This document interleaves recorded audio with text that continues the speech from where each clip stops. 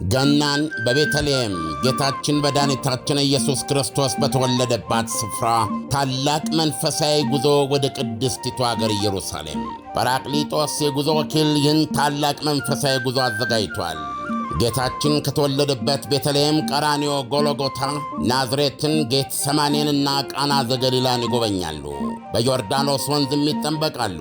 በተጨማሪም ገዳመ ቆሮንጦስን ጌታ የተንገላታበትን 14ቱን ምዕራፎች፣ ሞት ባሕርና ሌሎች በርካታ ቅዱሳን ስፍራዎችን ሊያስጎበኞትና በመልካም አቀባበል ተቀብሎ ረጅም ዓመታት ባካበተው የማስጎብኘት አገልግሎት እና ልምድ ምቹ በሆኑ ማረፊያዎች አሳርፎ በታወቁ ሼፎች በተዘጋጁ ምግቦችና ምቾት ባላቸው የጉዞ መኪናዎች መንፈሳዊና ታሪካዊ ቦታዎችን በምቾት ሊያስጎበኞ ከወዲሁ ዝግጅቱን ጨርሶ እርሶን ይጠብቃል።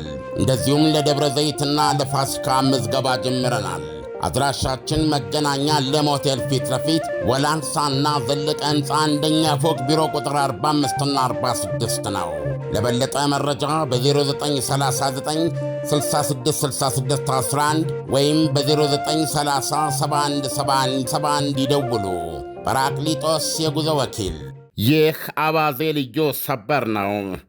የእስራኤሉ ጠቅላይ ሚኒስትር ቤንያሚን ኔታንያሁ ካለፉት 2 ዓመታት ውጊያዎቿ ትምህርት በመውሰድ ሀገራቸው በተቻላት መጠን የጦር መሣሪያ ፍላጎቶቿን በራሷ ሙሉ በሙሉ ለማርካት እየሠራች መሆኗን አስታወቁ።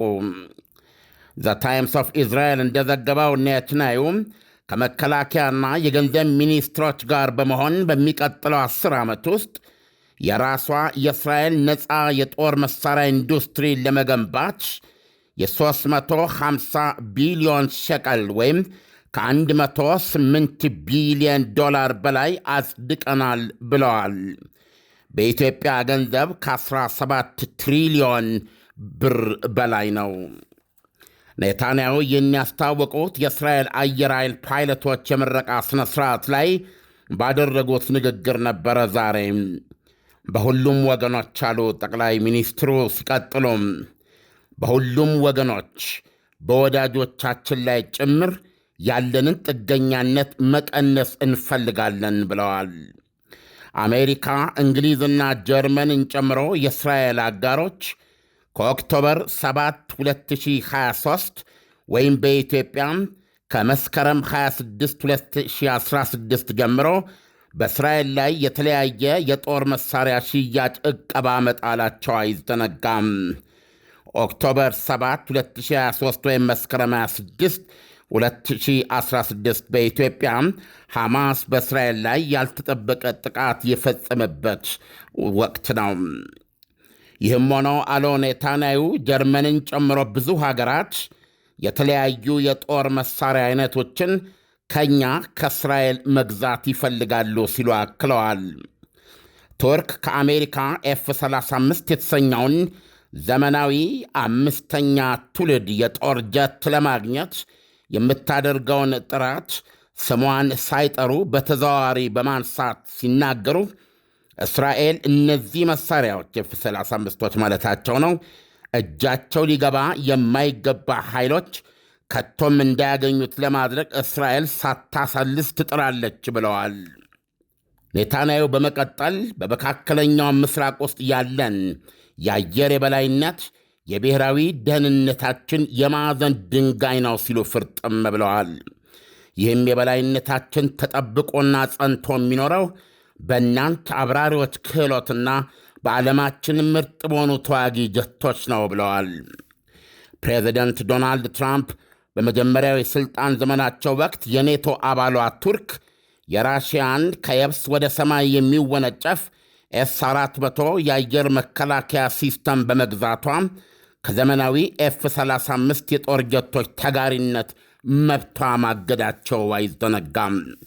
በዚህ የተነሳ አንካራ እስራኤልን ከመሰሉ የክልሉ ኃያላን ጋር ለመመጣጠን ስትል እነዚህን የጦር ጀቶች በፍጥነት ያስገኘኛል ብላ ያመነችበትን መንገድ ለአውሮፓና ለአሜሪካ ሸሪኮቿ እንዳቀረበች ይታወቃል። ቱርክ በእስራኤል ላይ በከፍተኛ ድምፅ ተቃውሞ የምታሰማ አገር ናት። ፕሬዚደንቷ ረሲፕ ጠይብ ኤርዶጋን ባለፉት 2 ዓመታት የጋዛ ጦርነት ወቅት እስራኤልን በዘር ማጥፋት ሲከሱ፣ በአንጻሩ ደግሞ ሐማስን ያወድሳሉ። ኔታንያሁ እንዳሉት ሐማስና ሄዝቦላ አሁንም ትጥቅ የመፍታት ዕቅድ የላቸውም። ሄዝቦላ ላይ አስፈላጊውን እርምጃ እየወሰድን ነው ብለዋል ኔታንያሁ። ከየመን ሀብቴዎችና ከራሷ ከኢራን ጋር አሉ ጠቅላይ ሚኒስትሩ ገና የምናወራርደው ሂሳብ አለን ሲሉ አክለዋል። ይህም ሆኖ አሉ ጠቅላይ ሚኒስትሩ በክልላችን የሰላምን መጠነ ዙሪያ ማስፋት ቁጥር አንድ አጀንዳችን ነው ብለዋል። የቀረውን የማስተር ሰርጀንት ራን ግቪልን አጽም ለሀገሩ አፈር ለማብቃት ቃል ገብተዋል። ዳንኤል፣ ከመጨረሻው ብነሳ አሁን መጨረሻ ላይ የጠቀስነው ማስተር ሰርጀንት ራን ግቪሊን በዚህ ከኦክቶበር 7 ጥቃት በኋላ በታጋችነት በሐማስ እጅ ከወደቁና በዚህ ወቅት ከሞቱ እስራኤላውያን መካከል አንዱ ነው። የሁሉም እስራኤላውያን ታጋቾች አጽም በስምምነቱ መሠረት በዶናልድ ትራምፕ ባለ 20 ነጥብ አጠቃላይ የሰላም ሐሳብ የመጀመሪያ ምዕራፍ ዕቅድ ውስጥ በቀረበው መሠረት ሊጠናቀቅ የቀረው የአንድ ሰው አስከሬን ብቻ ነው። ይህም አስከሬን የማስተር ሰርጀንት ራን ግቪሊን አጽም ነው እስካሁን ያልተገኘውና እንግዲህ ይሄም ሐማስ በራሱ በኩል በከፍተኛ ደረጃ እያፈላለገው እንደሚገኝ ይታወቃል። እስራኤል አጠቃላይ ስምምነቱ ተፈጻሚ መሆን የሚችለው የመጨረሻው ይህ እስራኤላዊ አጽሙ ተገኝቶ ለሀገሩ በቅቶ በዲኤንኤ ማንነቱ ተረጋግጦ ቤተሰቦቹ አልቅሰው እርማቸውን አውጥተው በስርዓትና በክብር ሲቀበር ብቻ ነው የሚል ነው። ኔታንያሁም ይህንን ቃል ነው የሰጡት። እንግዲህ ዋነኛውን ዜና ሰምተዋል። ከ100 ቢሊዮን ዶላር በላይ እጅግ ከፍተኛ ገንዘብ ነው። ይሄ ከመደበኛ የመከላከያ ወጪ በላይ ነው፣ ተጨማሪ ነው። ስለዚህ እስራኤል እንደሚታወቀው ከዓለማችን ቁጥር አንድ ከሚባሉ የጦር ቴክኖሎጂ ባለቤቶች አንዷ ብትሆንም ነገር ግን በዚህ ጦርነት ላይም እንዳየነው ወሳኝ በሆኑ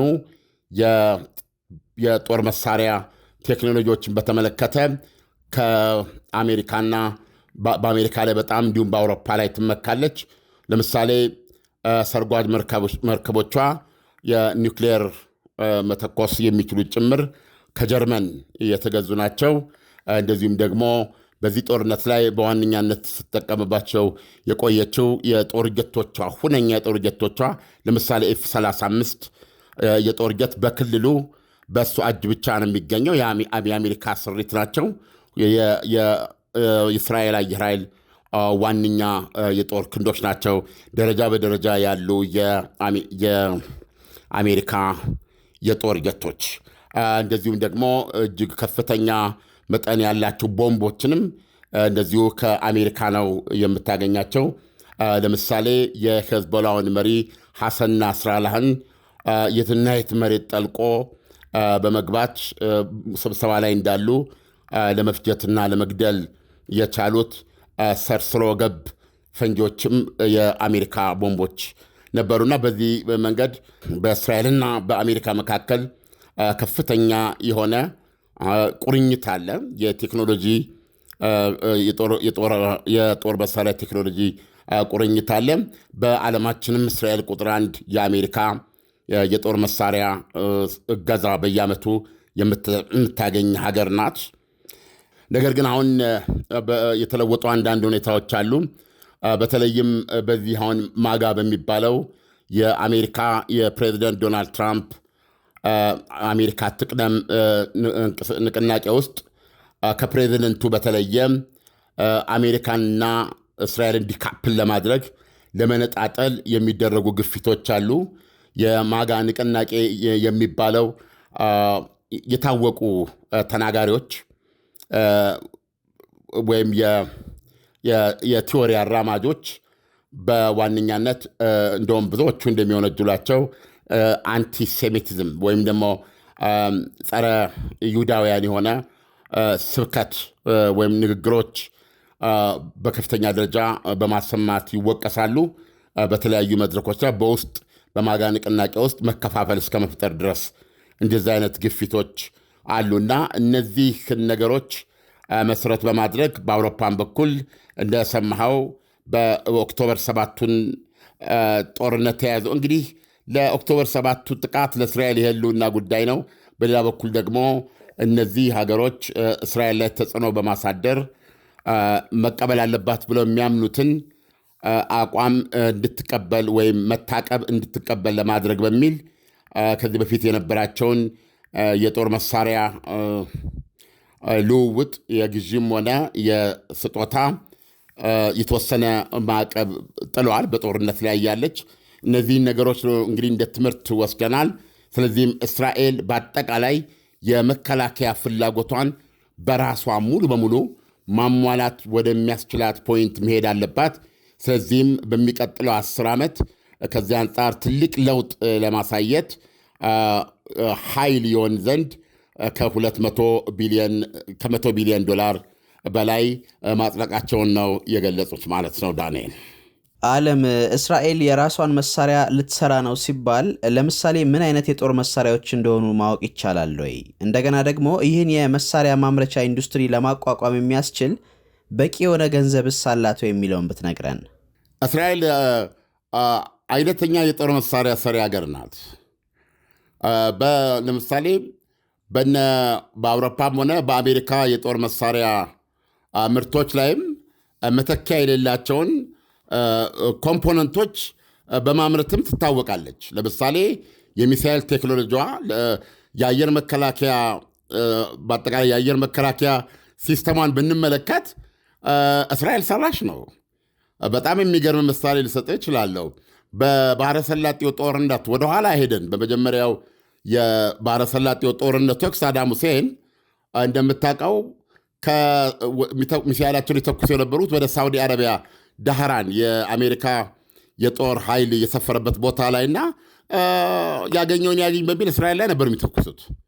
በዛን ወቅት እስራኤል ራሷን ከዚህ ከሳዳም ሁሴን የአየር ጥቃት እንድትከላከል በአስቸኳይ እየገባላት የአሜሪካ ፓትሪዮት ሚሳይል ነበር፣ ጸረ ሚሳይል ማለት ነው። አለበለዛ እስራኤል ጦርነቱ እንዳትገባ ነው ያንን አሜሪካ በፍጥነት ያደረገችው። ምክንያቱም ሳዳም ሁሴን ወደ እስራኤል የሚተኩስ ከሆነ በቀጥታ እንዳልኩ የመተኮሻዎቹ እነዚህ ሞባይል ተንቀሳቃሽ መተኮሻዎች ናቸው። የሚሳኤል ክምችቶች አሉ፣ ማምረቻዎች አሉ። ስለዚህ ጦርነት ውስጥ ቀጥታ ራሷ እስራኤል ልትገባ ስለምትችል እስራኤል ከገባች ደግሞ የጆርጅ ቡሽ አስተዳደር በወቅቱ ጆርጅ ቡሽ ትልቁ በሳዳም ሁሴን ላይ መላው የአረብ ሀገርን ዋነኞቹ የሳዳም ደጋፊ የሆኑትን ሶሪያን ጭምር በሳዳም ሁሴን ላይ ማሰለፍ የዓለም አቀፉ ጥምረት አካል ማድረግ ችለው ስለነበረ እስራኤል የራሷን እርምጃ መውሰድ ብትጀምር ይሄንን ጥምረት ይበትናብኛል በሚል ስጋት ይሄንን ፓትሪዮት ሚሳይል በመስጠት እስራኤልን ማቀብ ነበረባቸው። የእስራኤል አየር ኃይል ምንም አይነት ምላሽ እንዳይሰጥ ወደዛ የሚተኮሰውን ነገር እስራኤል በፓትሪዮት ሚሳይል እንድትከላከል እና ለዜጎቿ ጭንብል ሁሉ አድላ ነበረ። ሳዳም ሁሴን ያኔ ኬሚካል መሳሪያ የሚተኩሳሉ ተብሎ ስለሚፈራ ከዛ በኋላ አሁን ስንመጣ ያሉበትን ሁኔታ ብነግርህ እስራኤል ማንኛውም ለምሳሌ ሌሎች ሀገሮች የላቸውም እንደ ሮኬት ያሉ እንደ ሮኬቶች ከመድፍ ትንሽ ከፍ ያሉ ማለት ነው። በሮኬት ደረጃ ካቱሻ የሚባለው ለምሳሌ የሄዝቦላ አይነተኛ ትጥቁ ነበር። እንደዚህ አይነት እና አሁን ሐማስ የሚተኩሳቸው ሮኬቶች ማለት ነው። እነሱን በሮኬት ደረጃ በቅጽበት የሚገቡ በስብርባሪ ሴኮንዶች ውስጥ እስራኤል አየር ክልል ውስጥ የሚደርሱትን መሳሪያዎች የምትመታና አየር ላይ የምታፈነዳበት አየንዶም የሚባለው ወይም ደግሞ የብረት ጉልላት የሚባለው የአየር መከላከያ ሲስተማ በዓለም የተደነቀ ነው። በዓለም ከመደነቁ የተነሳ ራሳቸው ዶናልድ ትራምፕ የአሜሪካንን ጎልደን ዶም ነው ያሉት ጠቅላላ የአሜሪካንን ሰማይ ከማንኛውም የጠላት የሚሳኤል ጥቃት የሚከላከል ህዋ ላይ የሚዘረጋ የመከላከያ ጣራ አየንዶም አዲስ እቅድ ነድፈው እየተንቀሳቀሰ መሆኑ ይታወቃል። ይሄ በዓለም ላይ የተደነቀላት የራሷ ስሪት የሆነ የአየር መከላከያ ሲስተም ነው። ከዛ በኋላ ደግሞ ዴቪድ ስሊንግ የሚል ደግሞ የአየር መከላከያ አላት ራሷ የምታመርተው ማለት ነው። የራሷ ምንድነው የጦር መሳሪያ ኩባንያዎች የሚያመርቱት ማለት ነው። ዴቪድ ስሊንግ መካከለኛ ርቀት ሚሳኤሎችን ከአየር ላይ የሚያረግፍ ማለት ነው፣ የእስራኤል ሰማይ ውስጥ ከመግባታቸው በፊት። ከዛ ደግሞ አሮ የሚባል አለ ቀስት። እሱ ደግሞ ሰማያት ከሶስቱ ንብርብር የአየር ክልል በላይ ወጥቶ የቦሊስቲክ ሚሳይሎችን የሚያነፍር ነው። እንዳወቀውን በባለፈው ፍልሚያ ከ500 በላይ የኢራን ቦሊስቲክ ሚሳይሎች ውስጥ 36 ናቸው ሳይመቱ የሰው መኖሪያ አካባቢ ወድቀው ጉዳት ሊያደርሱ የቻሉት። የሚመቱትና የማይመቱትም ሴንሲቲቭ የሚባል ቦታዎችን ግምት የምሰጣቸውን ቦታዎች እየጠበቅ አንዳንዴ የታወቀ ኢላማ ላይ ወድቁ በሚል የምትለቃቸው አሉ። በዚህ መንገድ መከላከል የቻለችባቸው የራሷ ምርቶች ናቸው። ሁለተኛ ለምሳሌ F-35 የአሜሪካ ጀቶች መጀመሪያ 50 ነው የገዛቸው ከአሜሪካ የተሰጣት 50። ከዛ በኋላ ደግሞ ሌላ የታዘዘላት 50 አለ። አሁን በእጇ ያሉት F-35ቶች በራሷ ሚሊተሪ ቴክኖሎጂ ያከለችባቸውና ፖቴንሻል እንትኖቹ ከነበራቸው አቅም ብዙ እጥፍ እንዲራቀቁ ያደረገችበት የራሷ ስሪት አለ። ሶፍትዌሮች የጦር ጀቱን ብቃት፣ ገዳይነት፣ ስልጠት የጨመሩ ማለት ነው። አሁን አንዳንዱ ተንታኞች ምንድን ነው የሚሉት? ሳውዲ አረቢያ ከአሜሪካ አሁን የኤፍ-35ቶችን ለመግዛት ጠይቃ ልታገኝ እንደምትችል ነው የተሰማው። እና አሁን ይሄ ማለት የሳውዲ አረቢያ ኤፍ-35ቶችን አገኘች ማለት ቀደም ሲል እንደሰማው በጠቅላይ ሚኒስትሩ ላይ እስራኤል ያላትን የአየር የኃይል የበላይነት ወይም በክልሉ በመካከለኛው ምስራቅ ውስጥ ከማናቸውም ኃይል አንድ እርምጃ የሆነችበትን ብልጫ ምንድነው ኮምፕሮማይዝ ሊያደርገው ይችላል በማለት ለቀረበው ስጋት ብዙዎች የሚሰጡት ትንታኔ እስራኤል እነዚህ ኤፍ-35ቶች ላይ ያከለችባቸው ካፓሲቲዎች በሳዑዲ አረቢያ ኤፍ-35ቶችና በእስራኤል ኤፍ-35ቶች መካከል ያለው ልዩነት ሚዛኑ እንደቀጠለ እንዲኖር የሚያደርግ ነው የሚሉ። ስለዚህ እስራኤል በእንደዚህ አይነት ቴክኖሎጂዎች በጣም ታወቃለች። የራሷን ታንኮች ነው የምትሰራው። የራሷ የታወቁ ጠመንጃዎች አሉ። የራሷ ከዓለማችን የጦር አምራች አገሮች መካከል አንዷ ናት።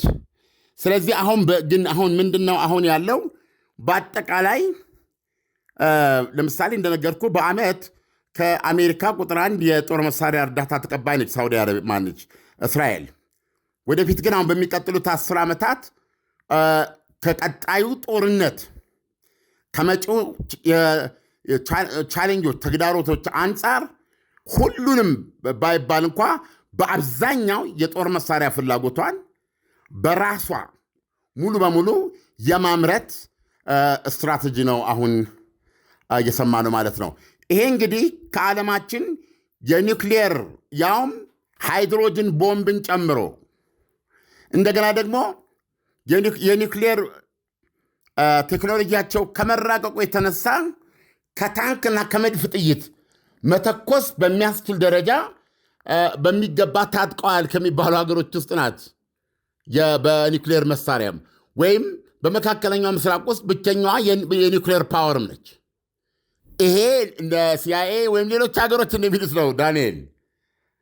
ይሁንና እስራኤል ይህንን አዎም አይደለምም አትልም። ስለዚህ ከብዙ አንጻር ስታየው የራሷን የጦር መሳሪያዎች እና በዓለም ላይ ላሉ ትልልቅ የኤሌክትሮኒክስ ቴክኖሎጂ አስተዋጽኦ ያላት ሀገር ነች እስራኤል። ስለዚህ ዓለም እስራኤል አሁን ልታቋቁመው ያሰበችውን የጦር መሳሪያ ኢንዱስትሪ ለማቋቋም የሚያስችል በቂ ገንዘብ አላት የሚለውን ብትነግረን። ዳንኤል፣ ጥያቄ ከባድ ነው። የእስራኤልን ኢኮኖሚ ደረጃ ለማሳየት ራሱን የቻለ ፕሮግራም ወይም አጋጣሚ ያስፈልገናል። ነገር ግን በጥቅል ለማቅረብ ባለፈው ዓመት በ2004 እና በ2023 የነበራትን ዓመታዊ ጠቅላላ ገቢ ብንመለከት ከ540 ቢሊዮን ዶላር በላይ ነው።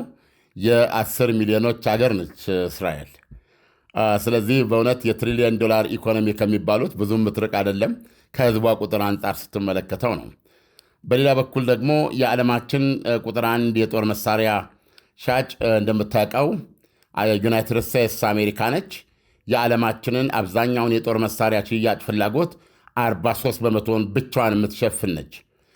ራሽያና ቻይና የሩቅ ተከታዮች ናቸውና በዚህ ደረጃዋ ስታይ ደግሞ እስራኤል በ9ኛ ደረጃ ላይ የምትገኝ የዓለማችን የጦር መሳሪያ ሻጭም ናት። ስለዚህ አይ ቲንክ መጠነኛ ግንዛቤ ይሰጣል ብዬ አስባለሁ። ለጥያቄ ቀጥተኛ ምላሽ ባይሆንም። ዓለም፣ ለትንታኔው በጣም አመሰግናለሁ። መልካም ምሽት ይሆንልህ። መልካም ምሽት ዳንኤል። ገናን በቤተልሔም ጌታችን መድኃኒታችን ኢየሱስ ክርስቶስ በተወለደባት ስፍራ ታላቅ መንፈሳዊ ጉዞ ወደ ቅድስቲቱ አገር ኢየሩሳሌም ጰራቅሊጦስ የጉዞ ወኪል ይህን ታላቅ መንፈሳዊ ጉዞ አዘጋጅቷል። ጌታችን ከተወለደበት ቤተልሔም፣ ቀራንዮ፣ ጎልጎታ፣ ናዝሬትን፣ ጌት ሰማኔንና ቃና ዘገሊላን ይጎበኛሉ። በዮርዳኖስ ወንዝም ይጠመቃሉ። በተጨማሪም ገዳመ ቆሮንጦስን፣ ጌታ የተንገላታበትን 14ቱን ምዕራፎች፣ ሞት ባሕርና ሌሎች በርካታ ቅዱሳን ስፍራዎችን ሊያስጎበኞትና በመልካም አቀባበል ተቀብሎ ረጅም ዓመታት ባካበተው የማስጎብኘት አገልግሎት እና ልምድ ምቹ በሆኑ ማረፊያዎች አሳርፎ በታወቁ ሼፎች በተዘጋጁ ምግቦችና ምቾት ባላቸው የጉዞ መኪናዎች መንፈሳዊና ታሪካዊ ቦታዎችን በምቾት ሊያስጎበኞ ከወዲሁ ዝግጅቱን ጨርሶ እርሶን ይጠብቃል። እንደዚሁም ለደብረ ዘይትና ለፋሲካ ምዝገባ ጀምረናል። አድራሻችን መገናኛ ለም ሆቴል ፊት ለፊት ወላንሳና ዘለቀ ሕንፃ አንደኛ ፎቅ ቢሮ ቁጥር 45ና 46 ነው። ለበለጠ መረጃ በ0939666611 ወይም በ0930717171 ይደውሉ። ጰራቅሊጦስ የጉዞ ወኪል